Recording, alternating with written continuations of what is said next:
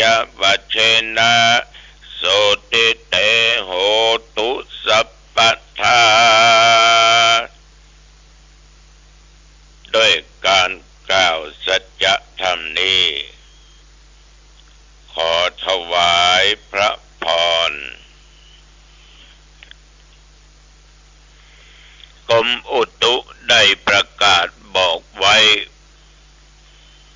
ตั้งแต่เมื่อตะวันวามาจนถึงปัจจุบันบัดเดี๋ยวนี้นั้น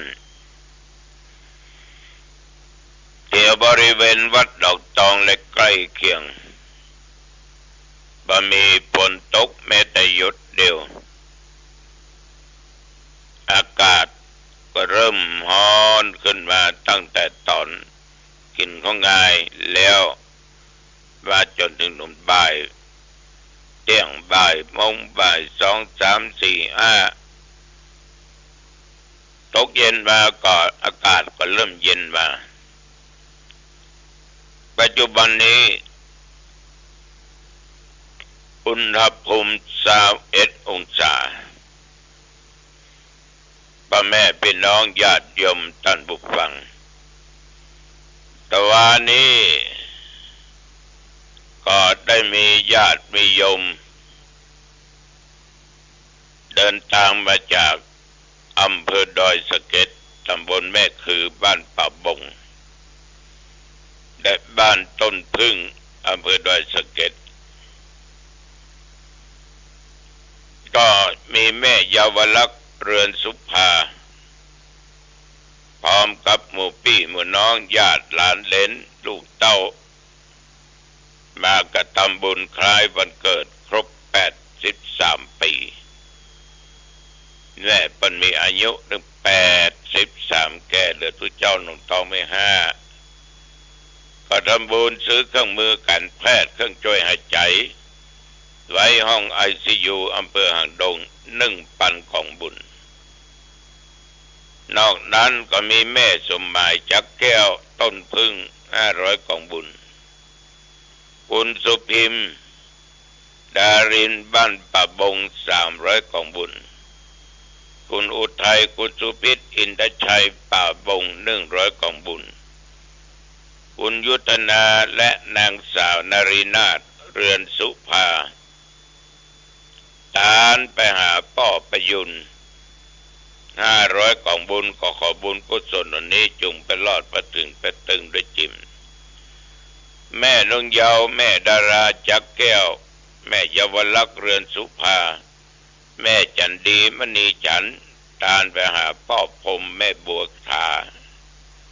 จักแก้วอีก640 ของบุญต้องขออนุโมทนาขอส่วนบุญกุศลตลอดถึงตึงจิตวิญญาณของเขาเจ้าเหล่านั้น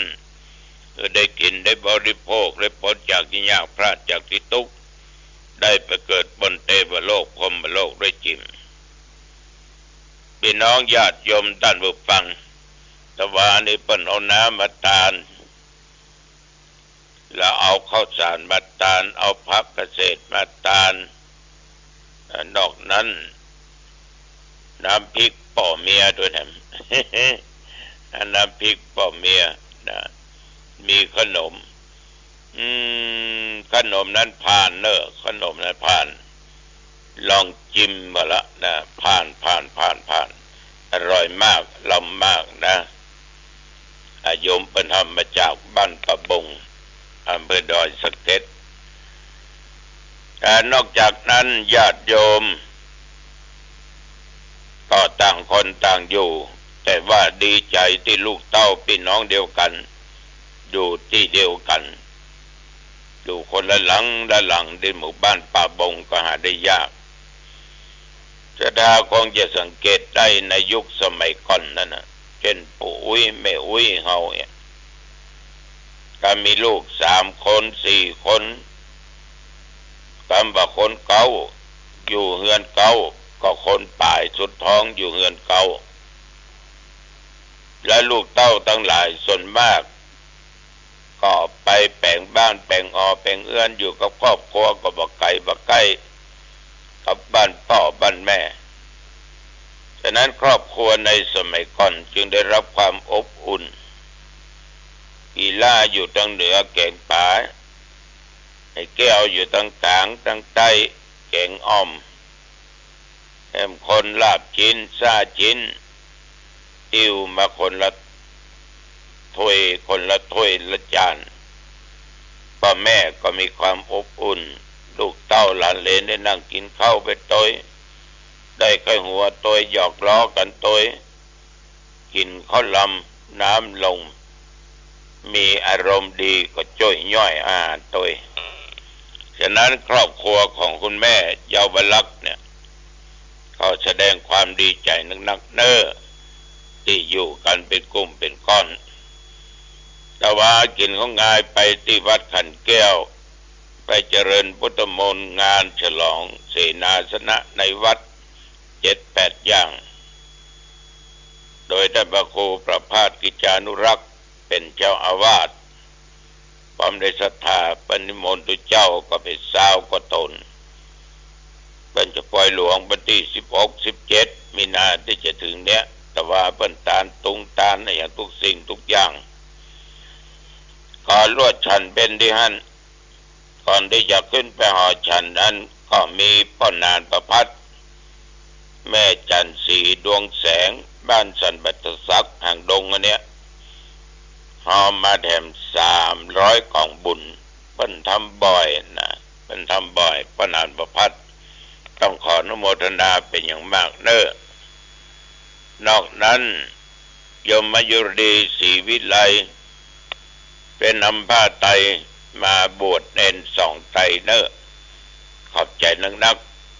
ก็จะมอบปันให้แก่เนนที่บวชประทานไปหาเป้าสบินศรีวิไลและดวงติบต่อเฮือนนอกนั้นมีนายจันนางบุญศรีเรือนเล็กอันนี้ก็บ้านหัวจันทร์300กล่องบุญบรรณาดวงจันทร์ขันขมุนปะยางงามโดยสเก็ต1,000กล่องบุญก็คำปันเดชวงยามากับลูกกับหลานบ้านลันตองอำเภอสังกำแพง1,000กล่องบุญพร้อมกับน้ำกันยังมาถวายโดยต้องขออนุโมทนาเน้ออันนี้เป็นน้ำจิตน้ำใจของญาติของโยมที่ได้ปากันร่วมกันสร้างบุญสร้างกุศลสร้างบารมีแก่ตัวเองสร้างไปเตอะญาติโยมบ่เสียหลายคุณงามความดีบุญกุศลใดที่เราสร้างสิ่งนั้นก็ติดตัวเราไปทุกภพทุกชาติเราเกิดมาชาตินี้อยู่สุขสบายก็เพราะว่าเราเป็นคนดีมีศีลมีธรรมได้คิดได้สร้างได้อ้างได้แปลงได้กินได้ทานได้สงเคราะห์ช่วยเหลือแก่บุคคลอื่นเหมือนคราวนี้ญาติโยมได้ช่วยกันบริจาคจตุปัจจัยตามกำลังศรัทธาน้อยพ่องนักพ่องแต่ทำกันบ่อยๆเพื่อจะซื้อเครื่องมือการแพทย์เครื่องช่วยหายใจไว้ห้อง ICU โรงพยาบาลทางดงยังติดหนี้เป็นอยู่นะประมาณเกือบ3 ล้านนี่จึงแจ้งให้แก่ญาติโยมผู้ใจบุญเศรษฐีใจบุญทั้งหลายจะได้ร่วมกันอีกศรัทธาสาธุชนตะวานี้งานข่าวดำได้มีในวัดหนองตองนั้นก็เผากันไปเรียบร้อยแต่ว่าตกค่ำตกคืนมาตมาก็พาตัวเจ้าพระเนนไปเทศน์ไปสวดที่บ้านแม่กุ้งบกขอโทษแม่กุ้งหลวงแต่หัวบ้านเพราะว่าบ้านสีโพงามนะแม่กุ้งหลวงนิสธาเพิ่นมี600 ป่ายแต่ตัวเจ้าพระเนนเขาคืนเอาไว้ปัจจุบันก็มีตุโตนเนนโตนตุก็หนุ่มน้อยก็อยู่ด้วยกันปฏิบัติปัดผูอยู่ในวัดในวาแล้วนะศรัทธา600 ป่ายนะตุ6อย่างเน้นทุก10นี่จะงามขนาดนัก ก็บรรยากาศคนเฒ่าเป็นอายุ90เมื่อแฟนเปิ้นตายก็ได้ไปเทศ ต้องขอขอบใจต่อญาติต่อโยมที่ตั้งอกตั้งใจพากันฟังเทศน์ฟังธรรมฟังสวดอภิธรรม7 คำปีจากวัดหนองตองปอนอย่างเรียบร้อยกลับมาถึงวัดก็เวลาประมาณ3 ทุ่มกว่าเพราะมันบ่ไกลจากหนองตองไปแม่กุ้งบกนี่ไปถึงกาดต้นโจกก็เลี้ยวซ้ายไปถึงวัดหนองบัวผ่านหน้าวัดไปก็ไปบ้านต้นแพงข้ามบ้านข้ามจองกังตุ้งปัจจ้าก็ไปถึงแม่กุ้งหลวงละแต่จริงมันเขตติดต่อกันก็ออกไม่ออกญาติโยมวันที่13 เดือนมีนาคมนี้คณะสงฆ์เจ้าคณะผู้ปกครองของจังหวัดเชียงใหม่จะได้ไปประชุมกันที่หอประชุมวัดดอยสะเก็ดวัดรองเจ้าคณะจังหวัดเชียงใหม่ก็คงเกี่ยวกับเรื่องการฟังเทศน์4 ภาคที่ศูนย์นานาชาติหอประชุมมีหั่น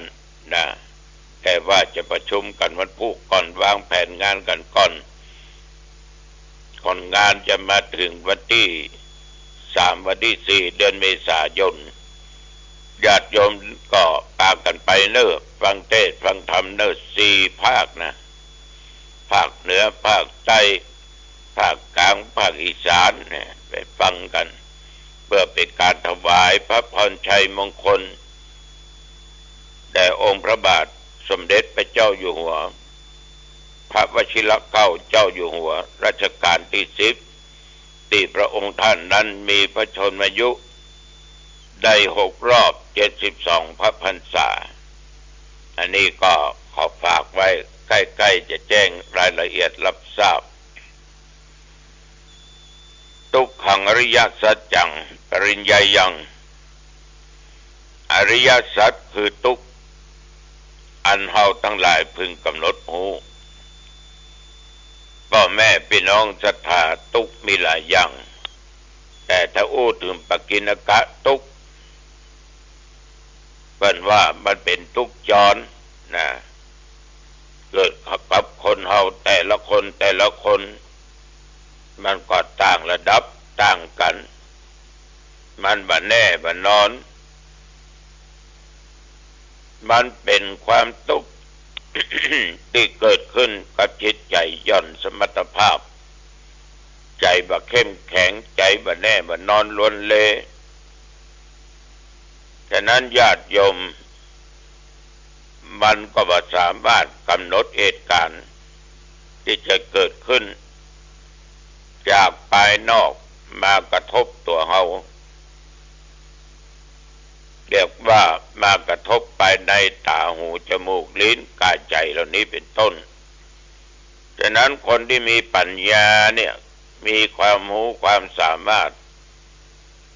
ก็สามารถฝึกและควบคุมจิตใจของตนเองก็สามารถจะบรรเทาความทุกข์ในปกิณกะทุกข์นี้หรือทุกข์จรนี้มันระงับกลับหายได้ยกตัวอย่างความโศกความเศร้าใจความกระวนกระวายด้านจิตใจเมื่อผิดหวังหรือว่าบ่ได้สิ่งนั้นบ่ได้สิ่งนี้แม้แต่การนัดหมายบ่เป็นไปตามที่นัดหมายกันพอศรัทธาบางคนจิตใจเล่าร้อนทุรนทุรายกระวนกระวายบางคนก็เดือดบางคนก็ทำนั้นทำนี้ย่อยะหาก็มีพอจิตใจนั่นมันแห้งมันห่อมันเหี่ยวมันโศกมันกระวนกระวายแล้วก็บางคนนี่ก็ค่ำครวญอยู่ตลอดยังมาตุกไปตุกแล้วตายก็บ่ตายยังมาตุกอย่างนี้บ่ล่ำบ่เหลือ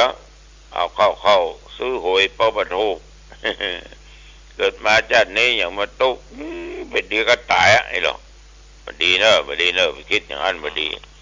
สู้มันต่อไปบางคนก็มาเป็นทุกข์เจ็บไข้ได้ป่วยบางคนนี่ค้างอกค้างอ้อย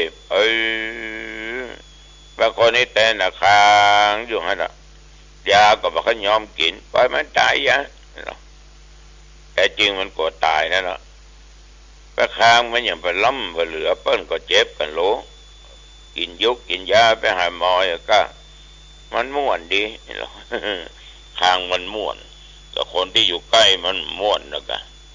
แต่คนน้อยใจอย่างก็เครียดน้อยใจกับแฟนน้อยใจกับพ่อมันแม่มันน้อยใจกับลูกกับเต้าไปอยู่ในถ้อยฟังคำลูกเต้าน้อยใจขออย่างกับพ่อแม่มาได้เพราะเพิ่นมีสตางค์ว่ามันน้อยใจนั่งเหงากกงกซึมเศร้าคร่ำเครียดเฮ้ยแต่ว่าถ้าไปกึดมันนะว่าถ้าเอาความสิ่งเหล่านี้มาซีเรียสมาเครียดมาอย่างนะบางคนนี่ก็มาเป็นทุกข์ท้อแท้กุ้มอกกุ้มใจอะไรอาวรณ์คนนั้นตายคนนี้ตายก็มันตายไปแล้วไปกึดตึงมันอย่างทำบุญกุศลไปขึ้นมาเนี่ยกะบางคนสมัยเดียวเมียวตายให้มาตายให้ปัดก็วนก็วายโอ้ยก็มันก็เป็นสัตว์เขาก็เป็นสัตว์มันก็เขาก็ตกปัดภาคจากกันกะจะไปน้อยอกมองใจมันอย่างทุกอย่างเมื่อเกิดมามันก็ดับอยู่ด้วยกันได้ก็จากกันไปได้ญาติโยมลงรับตานึกกะคนที่เขาหูจักที่รอบตัวเขามันไปกี่คนแล้วต้องกึศดูดีๆนะบางคนก็มาเป็นทุกข์ด้วยการขัดแย้งผู้จาบ่ม่วนประตูต้องพอใจก็เกิดความทุกข์ขึ้นความเศร้าโศกเสียใจเนี่ยมันเกิดขึ้นได้กับทุกคนบางคนก็พัดพากกระจากกันไปตายละกันไปหรือว่าไปอยู่ที่อื่นที่ไกลก็มาเป็นทุกข์ท่านทั้งหลายความทุกข์จรเนี่ยมันเกิดขึ้นกับหมู่เฮาตลอดเวลาฉะนั้นจะไปข้ำเครียดจะไปซีเรียสกับมันปล่อยวางปลงวางเหี่ยนะทุกอย่างมันถึงเกิดขึ้นตุลุงเนี่ยมันยังจะเกิดขึ้นกับจังมันถ้าเอาแก้ได้ก็แก้ไม่ได้ก็ปล่อยไปตามเวรตามกรรมมันต้องมองมันต้องไปดิ้นรนไปหาเจ้านายมันต้องไปปู่จาเตียนต้องไปถามเบื่อถามหมอที่ไหนเป็นเหตุอันนั้นกะอันนี้กะ